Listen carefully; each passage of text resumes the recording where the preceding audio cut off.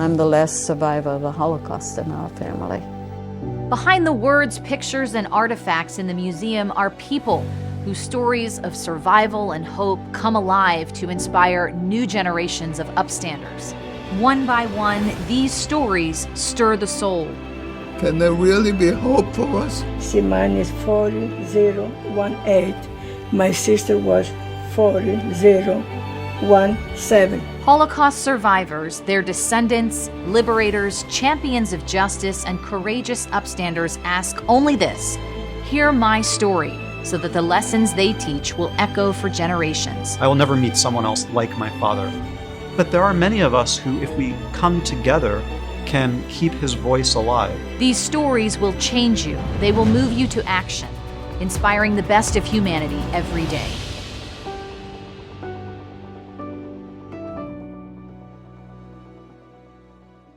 I'm Jackie Congedo. In this episode, you'll meet Henry Fenichel, who was a very young child living in the Netherlands when the Nazis invaded.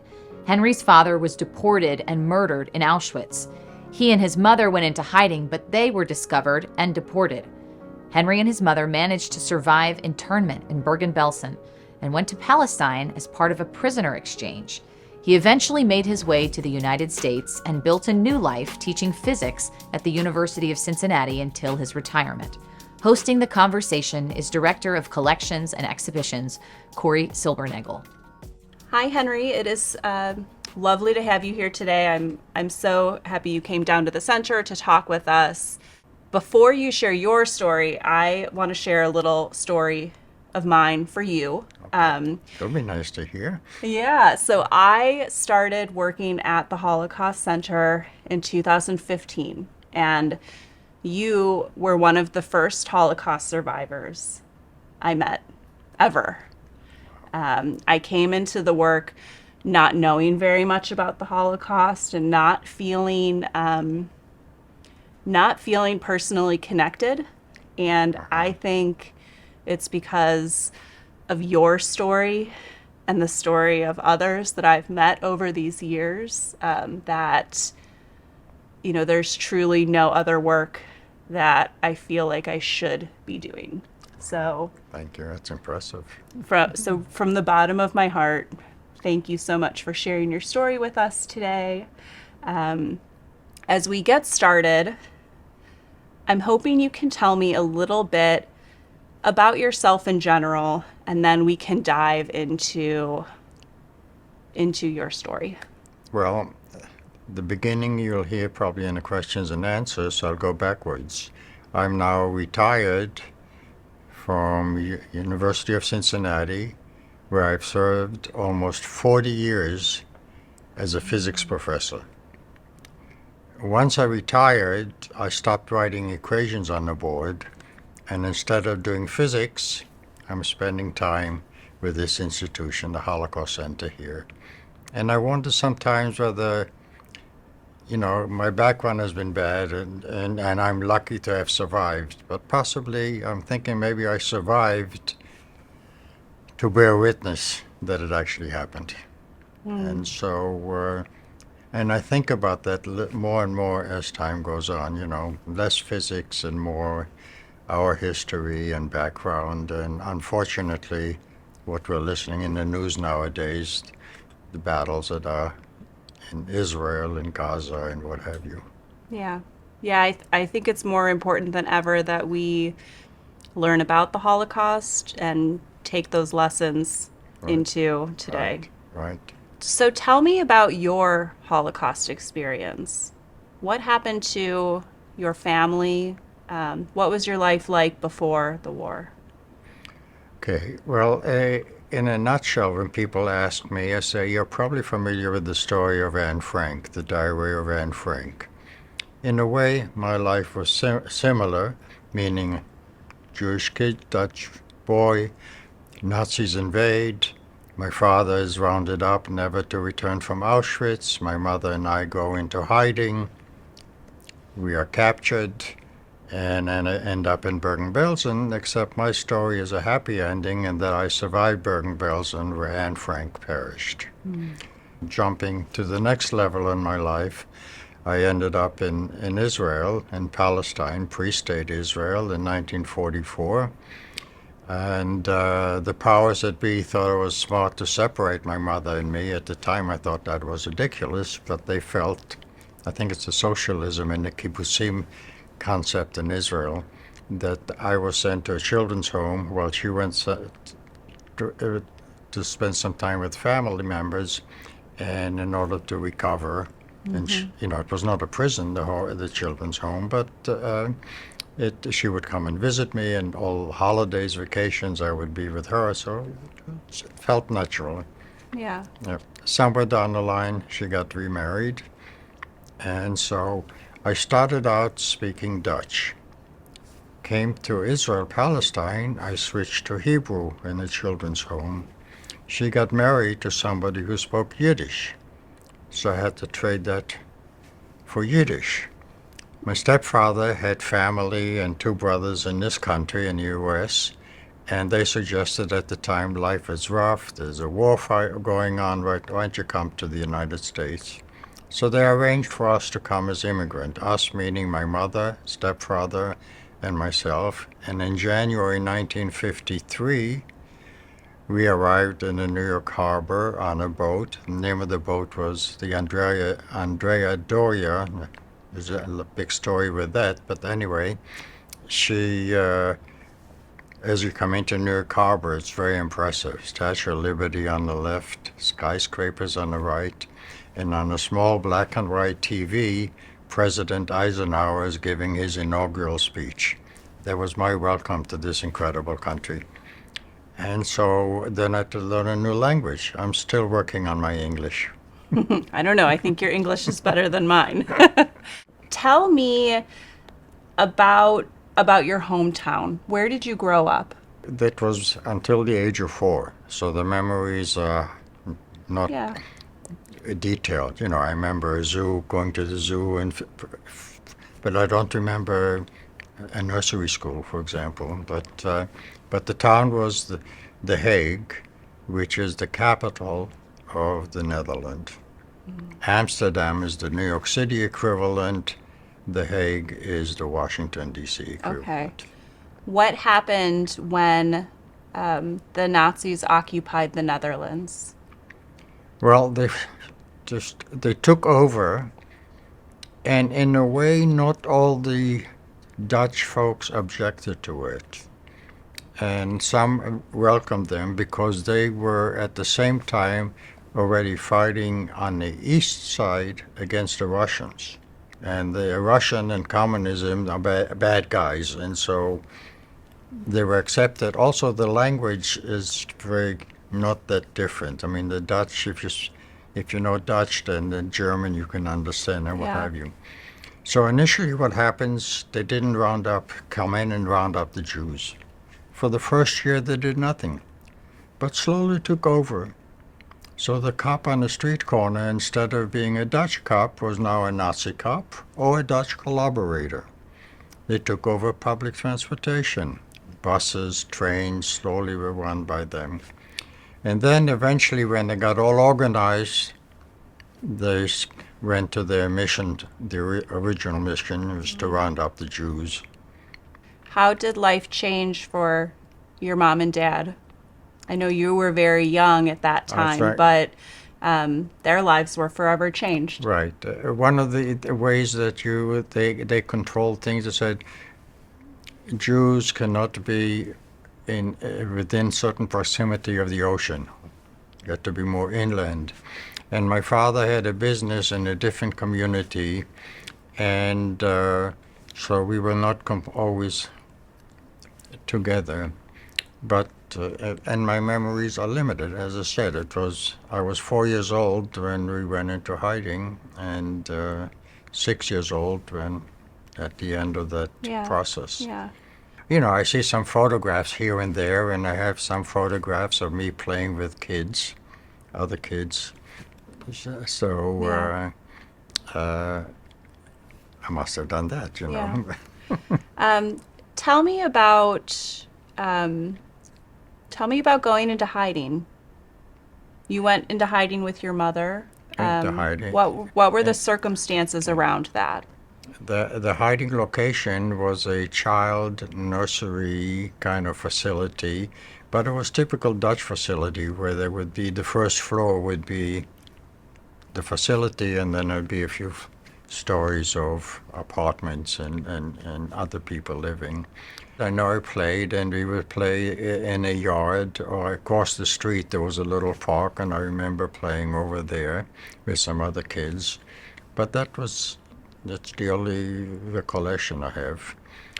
After the war, more recently, a few years ago, when we decided it's time to go back and actually find out how much of what I'm thinking of actually happened, and the Dutch are as bad as the Germans. They keep good records.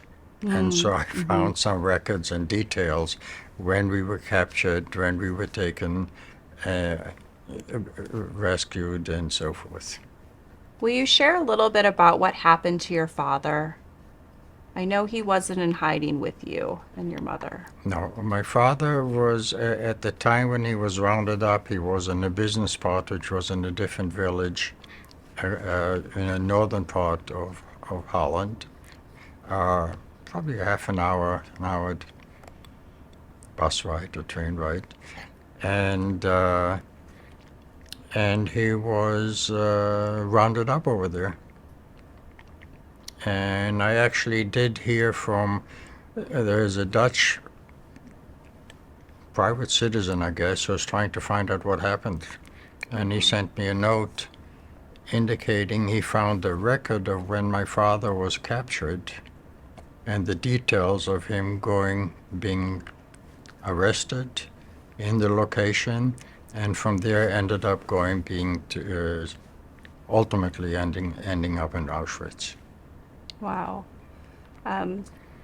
What is it like for you later in life to have traveled back to some of those places and to have been in touch with the person who found out that what happened to your father? Yeah.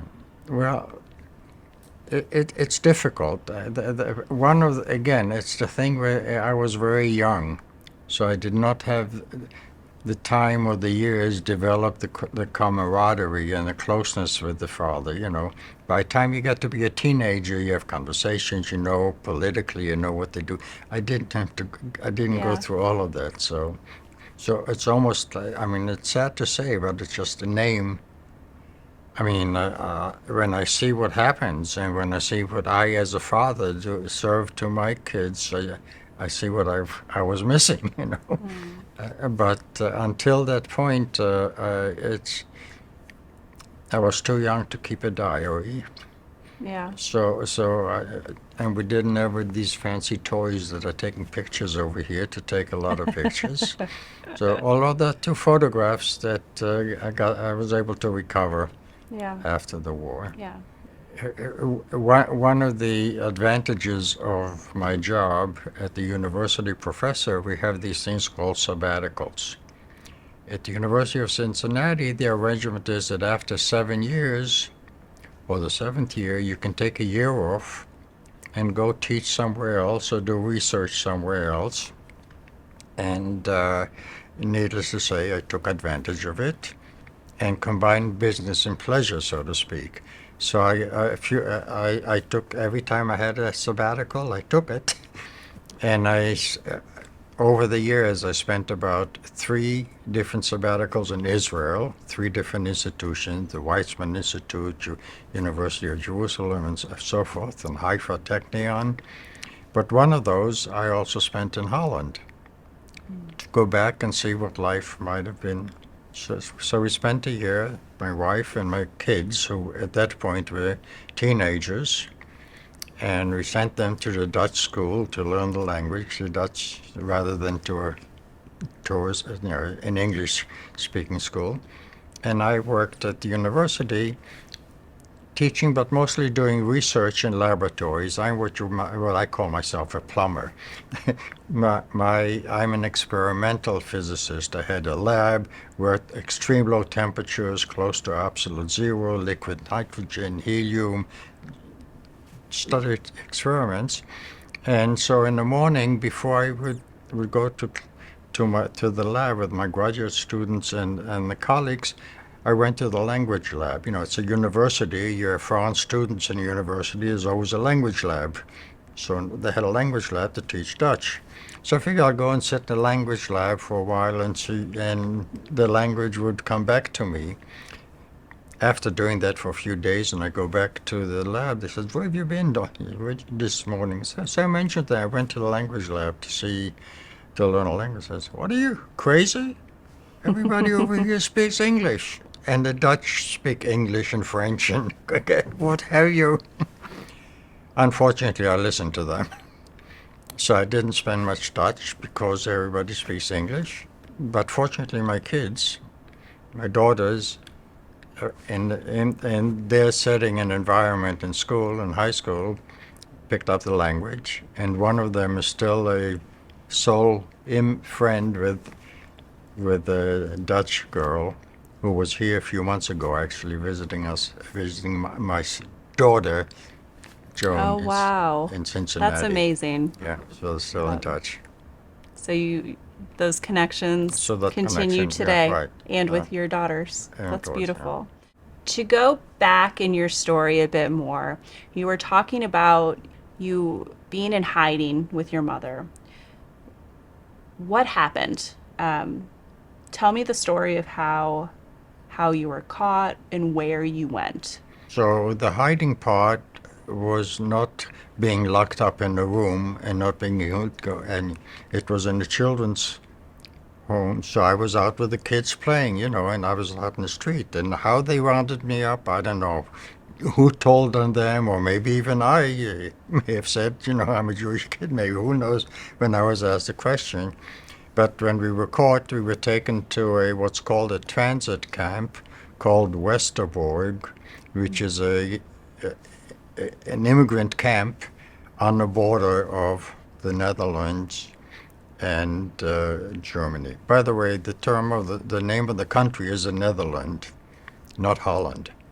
Holland is one of the provinces, one of the states in the country called the Netherlands. And that camp was a transit camp. And in fact, it was a camp that was built before World War II, where they put in immigrants temporarily, you know, as people, not just Jews, but others from Europe came and wanted to live and come to Holland. They stuck them in there for a while. And then that thing, the details I don't know, but it became a transit camp, not a concentration camp. But what I mean by a transit camp, the Nazis dumped the Jews in Westerbork, and then from there they would be shipped out. Most would end up to other camps which you prefer not to be in. Yeah. But we were in the transit camp for a while, and for a few months, less than a year. And then at one point, as part of our survival, was somehow my mother was able to get us on a potential exchange with citizens from Palestine and us. And so that was in the process already.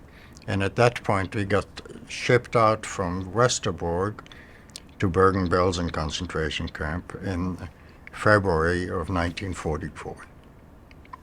And that's where we were, and that's my memory, a little more better memory of camps, both Westerbork, but Bergen-Belsen, I guess I was already a little older and a little more painful. Yeah. What were some of your memories of Bergen-Belsen? I remember distinctly the daily morning roll call. You had to get out of the barracks. I mean, I stayed with my mother in the barrack she was in, I guess was a women's barrack. And we would have to stand outside, and there was this big barrel, like a garbage pail, full of some slop they called soup. And we had little tin cans, and I remember somebody would ladle some stuff in it and put in a little can, and we had some black bread to eat with it. After the meal, they asked us, the few kids in there, to clean those barrels. And in retrospect, I don't think that was punishment. That was to give us a chance maybe to find another piece of potato or some more nourishment or more food. So that's that part. The other thing I remember, mostly because my mother reminded me that has happened, every day she would take a little piece of bread, put it aside, so that we would, on Friday night, we would have a little extra bread, and that was our observance of the Sabbath, having the challah symbolically. Yeah, that's She was beautiful. she was an observant woman, came from a family. Yeah. Have to put her here to be interviewed. you, I know more about her than about me. That's okay. I think that is a beautiful story. I often, when you share your story, I think about how much I wish I could have met your mom, because she sounds to be a courageous woman, a loving woman, and to the story you just shared, a spiritual, proud Jewish woman. And I think that is really Yeah. beautiful. She is very much so. I guess you should check my family members, or you check with my wife. What was it like when she first met my mother, Yeah, yeah. and thereafter? So you started to share with me that in Westerbork, your mom heard about a prisoner exchange happening. Right. And then when you moved on to Bergen-Belsen, this communication continued. Tell me a little bit about what the prisoner exchange was, and then I also want to hear kind of where the story takes you both. Okay, prisoner exchange are common in wars. So, for example, the Nazis captured Allied soldiers. The Allies captured Nazi soldiers. Periodically, they stop the fighting on a certain date or time, and a prisoner exchange takes place. Okay, so that's one source of an exchange. My exchange was somewhat different in the following sense. Again, a reminder historically. Before World War I, there were no countries in the Middle East. It was run by the Turks. It was called the Ottoman Empire. World War I, the British and the French came, took it over, and created countries. Syria, Lebanon, Iraq, Iran, what have you. So the point is, a part of it, and Palestine was then created. Jordan, which is east of the Jordan River, was called the country of Jordan, and the west of the Jordan River was called Palestine. In Palestine at the time, there were a few villages run by German citizens. Starting in the 1800s, German Christians from southern Germany who called themselves Templars, not after Knight Templars or the Middle Ages, but they believe that each one of us has a temple in ourselves, and it is important for Christians to reside in the Holy Land, speed up the return of the Messiah. So basically in 1870s, 90s, 1900s, they brought in the high tech of Europe into this desert called Palestine, which was run by the British. Some of these are still remain today. If you go to Jerusalem today, one of the suburbs is called the German colony. And the temple is built at, and it just still, and they had some other villages around the country. Anyway, jump to World War II. Nazis rise to power. A war starts in Europe. Many of the men, Templar men in Palestine, go back to Germany to fight for the cause. Why? Makes no sense to me, but then you have Jewish friends, Christian friends, Arab residents. Why would you go and join the Nazis? Anyway, some did. The men that didn't go, the British rounded up, shipped them off to Australia, where they're still today. There's a German colony in Melbourne, Australia. So here you have a few hundred women and children, German citizens in British-controlled Palestine. They want to go back to Germany. Somebody says, you need to have an exchange. You have Germans in Palestine that want to go back to Germany. Let's find people from Palestine and Germany who want to go back to Palestine. Needless to say, there were none of those, or very few, if any. So on the pretext of having a connection to Palestine, lists were created.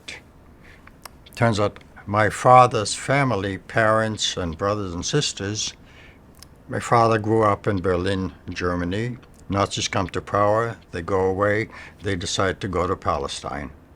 My father by then was in his 20s, and he says, you go to Palestine, I want to see the world. I want to go to Holland, Belgium, France, and then I'll join you in Palestine. Early 1930s, 32, 33. And that's what happened. They went to Palestine. He goes to Holland, meets this gorgeous woman, marries her. I come along. That slowed the process. But there was always hope eventually to join them. Yeah. And how my mother used that connection to put us on a list with the connection to Palestine, she did mostly in Bergen-Belsen, of course. And I think by the time we went to, in Westerbork, most of that initial stuff was done in Westerbork. Sure. And then was continued in Bergen-Belsen. But I guess that by the time we got to Bergen-Belsen, we were already slated for an exchange. How were you able to prove that you had this connection to Palestine? You need my mother here. Yeah. I have no idea about the details. Yeah.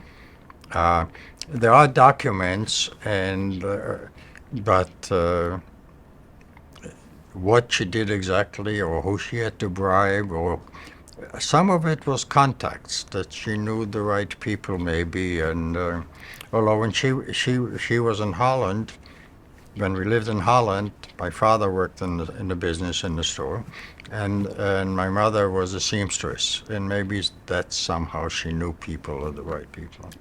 Okay. So we brought out a few of our really special documents from you that we preserve within our collection. One of them is this Red Cross document. When you share the story of the prisoner exchange, this is the document that flashes in my eye. And can you explain to me and to all of us that will listen to this story, why this document was significant? Okay, so this is a Red Cross document, the Dutch Red Cross, and I guess they were involved in trying to locate in our background, and it reads, I might as well read it. This is a message of in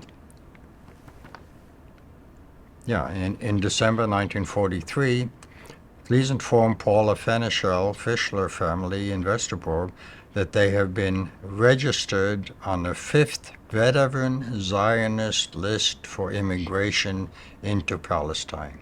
So in other words, this is a document which indicates that my mother, mainly my father, my mother, and me, well, before the war started, we already started the paperwork in order to get to Palestine. But when you go across countries, you need documents, you need passports, and all of that. So this indicates that they were already, that was in the process before the war started. And then it says, everything was important. You need numbers, so this is the number. And then it says the Foreign Office will communicate how to proceed from here. And this is a document of end of December 1943. Mm-hmm. So. And this would have been received while we were in Westerbork. So this is really the document that that saved your lives. Absolutely, and that right. allowed you to leave. That big initial round of Camp Westerbork separated us And from there on, we ended up being Wow. survived. Wow. So when we started talking, you spoke a little bit about arriving in Israel, Palestine at the time, and what life was like there. But again, tell me a little bit about what the journey to Palestine was like and what happened when you got there. Okay, the journey was in a proper train, not in a cattle car that brings people into camps.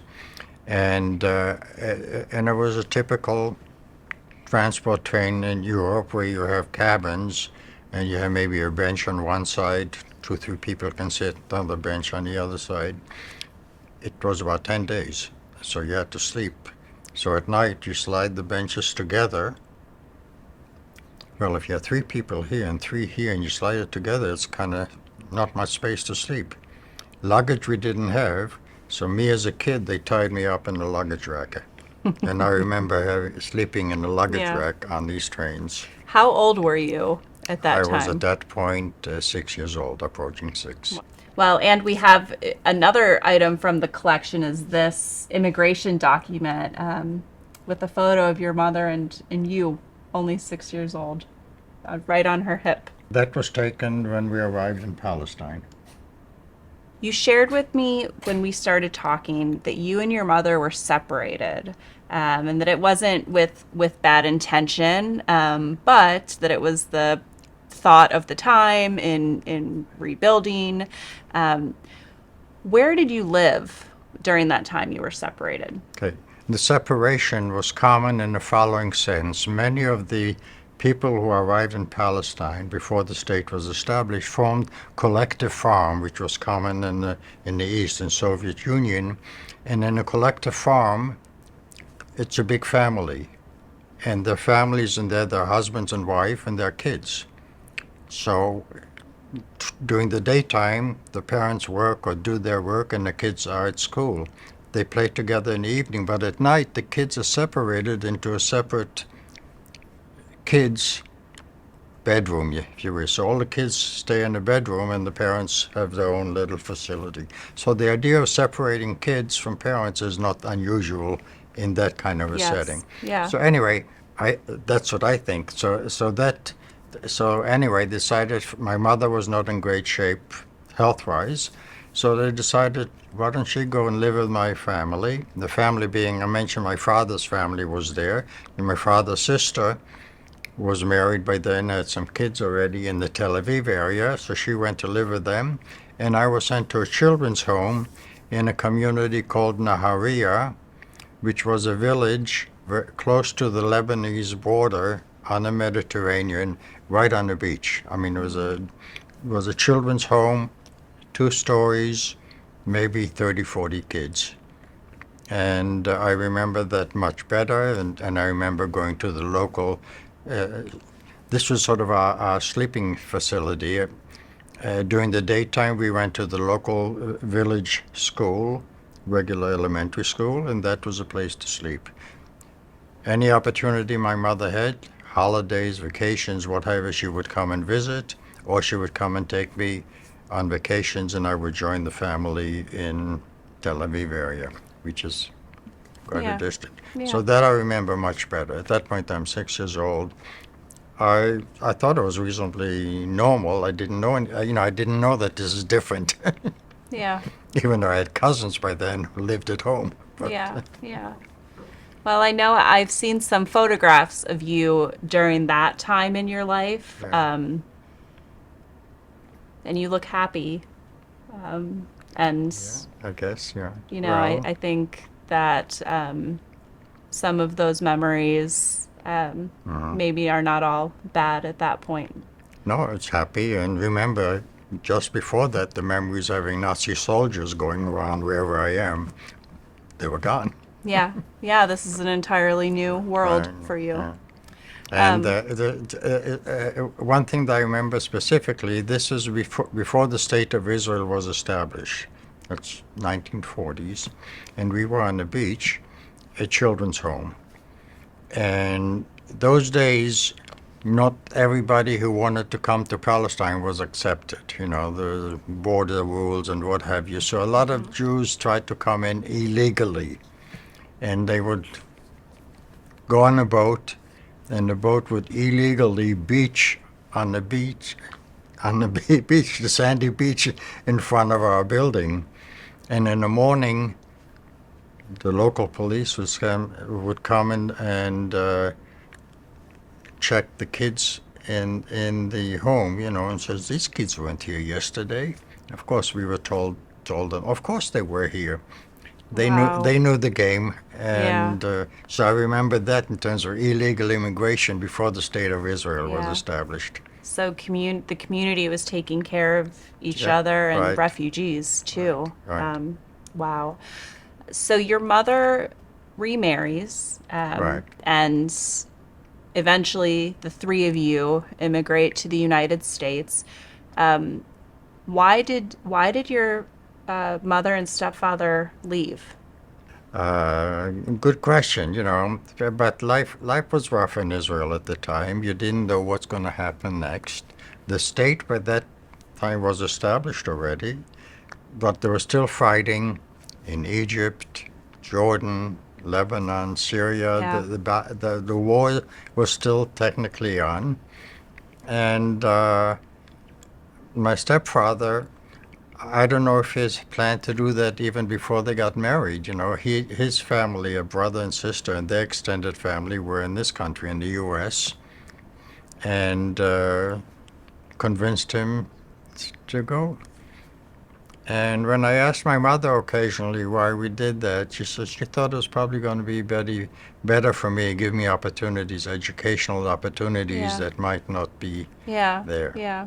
You've shared with me before about, your first impressions of arriving in the United States, seeing the Statue of Liberty, Eisenhower's speech. What were your first moments in our country like? Did it meet your expectations? Was it what you were planning for? Yes and no. I mean, we lived in a neighborhood in a apartment house that had other immigrant type folks in it, and it took me a while. I still had to work on my English language. I was thrown into the school, and I think that I was at that point I was a senior in elementary school, and I lived in a neighborhood that was predominantly Italian. In Brooklyn, each nationality had its own little neighborhood. And when I went to school, I went to school and picked up the language and tried to do things. But I had an experience that still sticks in my mind of the problems. Meaning, one day in class, I don't remember what the issue was, a mathematics problem or something. My fellow classmates didn't do very well, but I did it quite well. So she says, look at this kid. He just came in, and he's doing so much better than you are. Aren't you ashamed of yourself? This is no way to get me to become friends. I'm a bad guy, I'm that symbol. Yeah. So it even included ones being on the sidewalk, a little battle, little hitting each other. Yeah. Well, having been growing up in Israel, that part I knew how to deal with. To the point where in the future, whenever we walked on the sidewalk, they walked towards me and I walked this way, they saw me, they went to the other side of the street, not to avoid me. Yeah. I don't look like a big, hussy fellow, but that's the memory I have. What did your mother do in what was her rebuilding story? Okay. You went to school. Yeah. What about her? She continued being a seamstress. Acquaintances, or maybe made acquaintances, down the street. We lived in a residential area, and 1 block away was the main drag.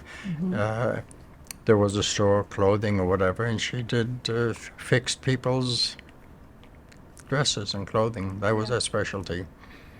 And in fact, my stepfather was also a tailor way back, but he actually had not in Israel, but in Poland, where he came from. He had a plant for working with clothing and sewing and details. Maybe that's how she got to know him. I don't know. You rebuilt your lives in Brooklyn. How did you come to Cincinnati? That's quite far away.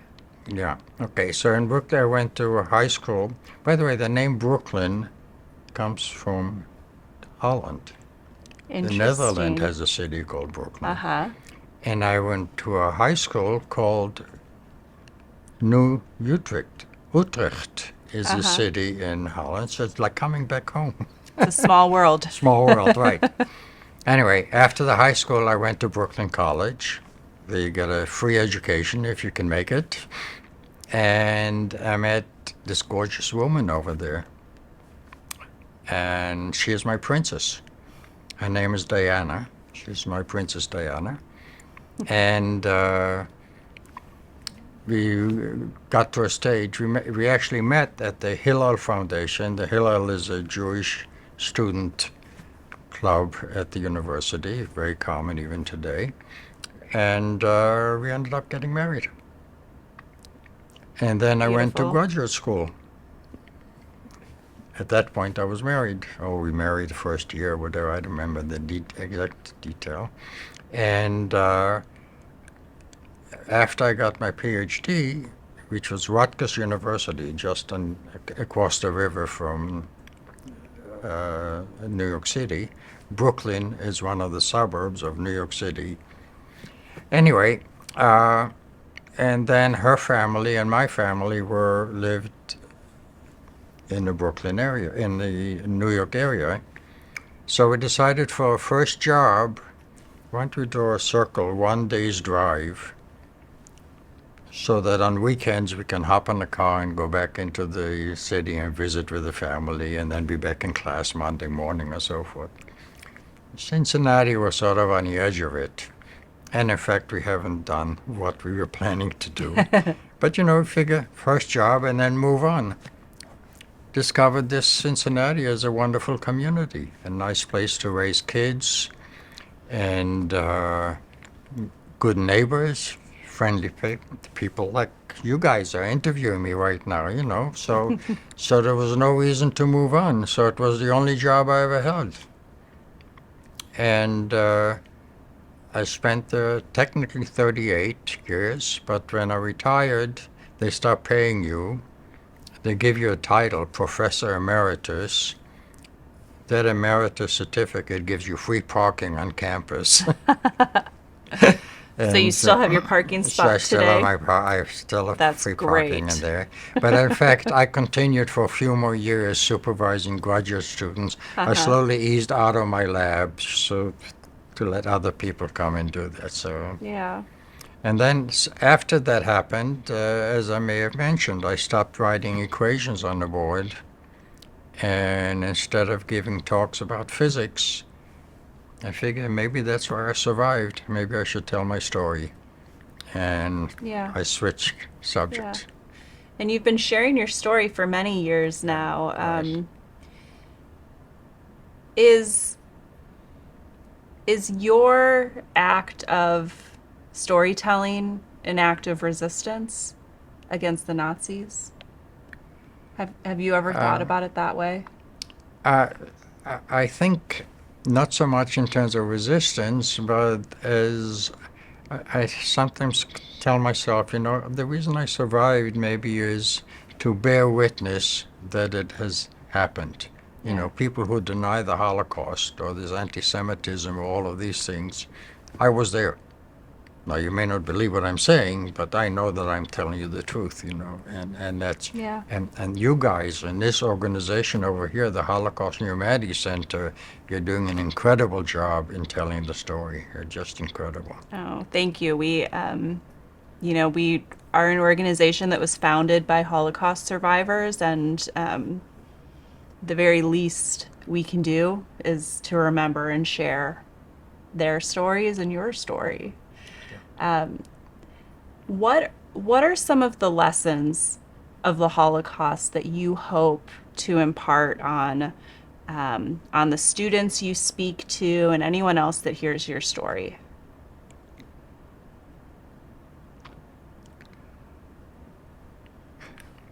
Well, the lesson, of course, is that we should avoid that in the future.